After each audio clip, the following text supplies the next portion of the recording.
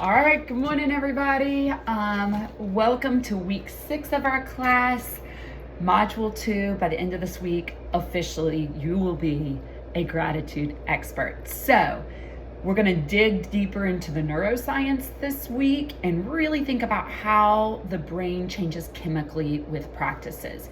So we've talked about cortisol. That is the stress hormone that the body produces anytime that we are feeling a great deal of stress. So we've learned that gratitude practices have the ability to pull down cortisol, meaning we feel some relief, and that there are 2 neurochemicals that really have the potential to get generated when we're practicing gratitude. Many of you really honed in on these with your TED Talk presentations last week.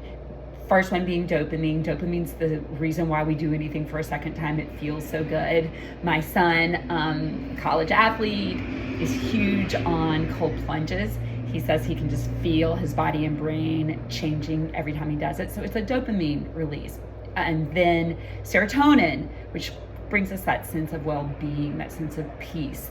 For me, it's sitting in my backyard and just looking up at the trees and just kind of feeling a sense of relax. So what we're going to do this week is we're going to take an imaginary field trip, just us, to the World Happiness Summit, which is actually a real thing. In fact, when I was researching for this course way back in the beginning days, I was just Googling things and I came across the World Happiness Summit. It happens every year at U Miami.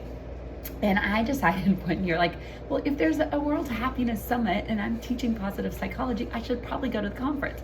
So I wrote a grant, was able to get funding and coverage to be able to go to the conference. And it was so much fun. It was so good that 2 years later, I wrote another grant and was able to go back again. But all the big wigs are there. Laurie Santos, who teaches Yale's happiness classes, there. Last time I was there, Martin Seligman was there. So neat to hear the people who are doing the research and writing the books in this tiny little conference, in this little beautiful conference room all together, learning and talking about positive psychology for 4 days. So you are going to go to this conference and you are going to be a guest speaker.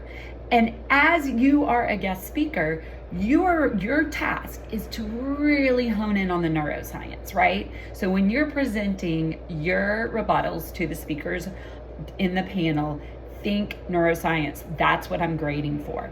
Okay, you should be wrapping up your Zooms about your gratitude practice. It may be that you had to actually start your gratitude practices before your group could get together in Zoom. That's fine. Just talk about what you were charting, what you found, connect on that.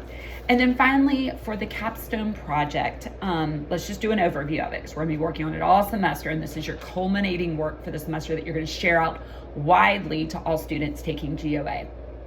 You're gonna pick a group in the world that you realize has challenges, is suffering. Then ultimately you're gonna pick a positive psychology concept that could ease some of the suffering of this group. It's not gonna fix it, but as we're finding and in the research we're doing, little practices do make a difference. So you're going to figure out a practice that could help this group, and then you're going to build out how you would deliver it. What would the vehicle be? Would you write a workbook? Would you hold a workshop? Would you create a website?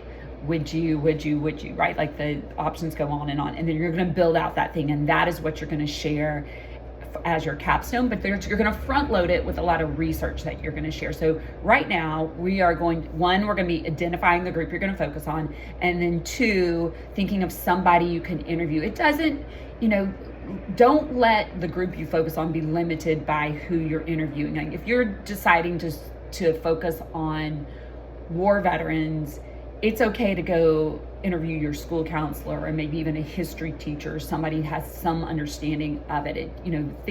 Think widely about who you interview, because I don't want it to limit the group you focus on. And then you're going to get that interview set up with them soon. You should be organizing and brainstorming. We've done that for the interview, and then next module you're going to turn it in once it's actually happened. All right, so my question for you: